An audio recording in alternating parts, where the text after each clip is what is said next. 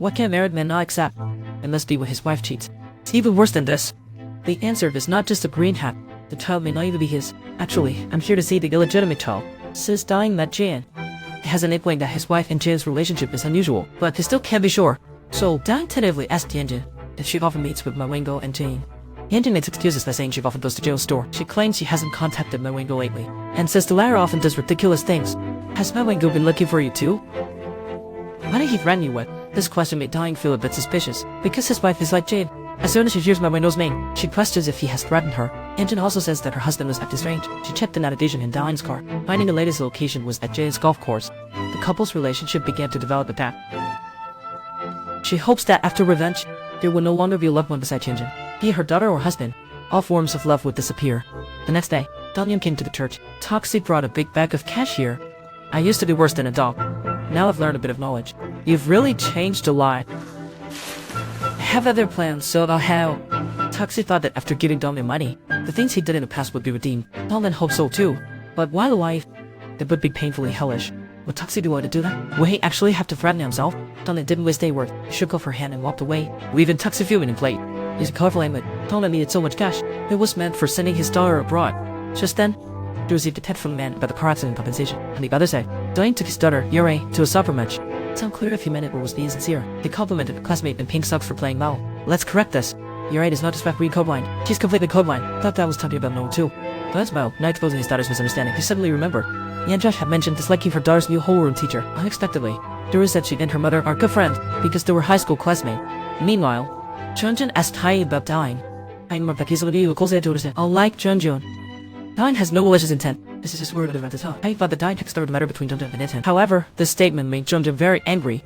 He found out that the person marrying Hai is in a second marriage. He urged her to hold the wedding at the last hotel she booked. This might lessen the experience.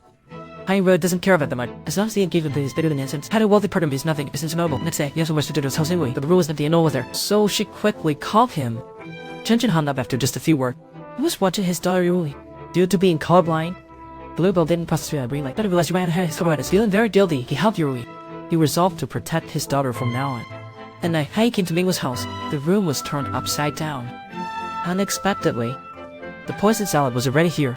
What was unexpected was, the toxic salad had been here all along. She found a large bag of flour and a registration form for traveling abroad, but she didn't bring her passport, so they called Yanjin for help. He thinks that Mio would cancel his rented apartment, and he had also packed his luggage. There was also a plane ticket for traveling abroad. It was very unusual. Yanjin told them to report it to the police. However, one is a toxic person, and the others getting married too. Needle to escalate the situation. At that moment, Huiting asked if they had received a call from Mio. Mio would told Sala he wanted to give her a gift. Sala thought he was joking and hung up. And when Mio would call Huiting, it was serious, hoping she could go to Vladivostok. As for Yanjin, she left early claiming work tomorrow. She also received a call from Mio, but she intentionally didn't say anything. Doyoung followed the others' instructions and put the compensation money in the locker. However, the sister was already ambushed nearby. The next day, Judy asked the lawyer friend for help to fight for custody of his child. However, this would not work out.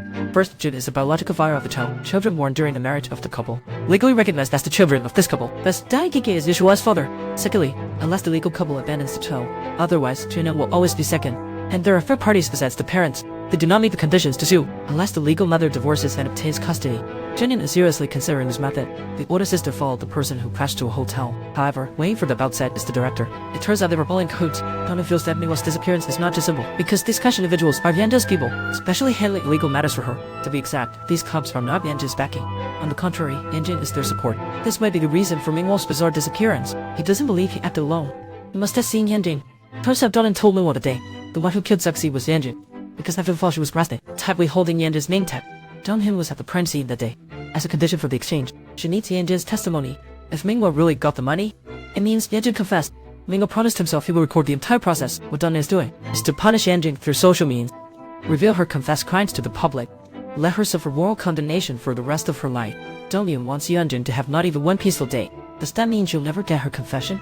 Now, the victim is nowhere to be found. A few days later, Huiting proves her family relationship. She hands her gynecological report to her future mother-in-law. To be honest, her mother-in-law doesn't think highly of her. Just then, she meets a familiar face. Indeed, it is Doyoung. She and her mother-in-law got to know each other through ceremony. Huiting's eyes are filled with disbelief. She cannot say a word for a long time. She hurriedly chases after Doyoung, who is about to leave. She suggests they have proper talk. She's afraid Doyoung will tell her family about her past actions. Then she loses her golden son-in-law. On the other side, Jun questions Yanjin about what she's hiding. In anger, he grips Yanjin's neck.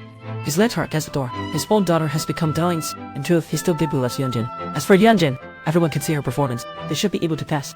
Friday. The school holds a paired open class. Dai finds Jun also present, and he greets their daughter warmly. Jun jokingly claims he has an illegitimate child, and actually here it is an old classmate. At the moment, Doyoung walked in through the door. Dai was very surprised. She never expected that she would be Yushua's homeroom teacher. Jen asked Dai, "Has anything specially beloved ever been taken from you?" Actually, he was referring to his daughter Yushu. What Dai thought is unknown. In short, these two have made a connection. Doyoung's goal should have been achieved.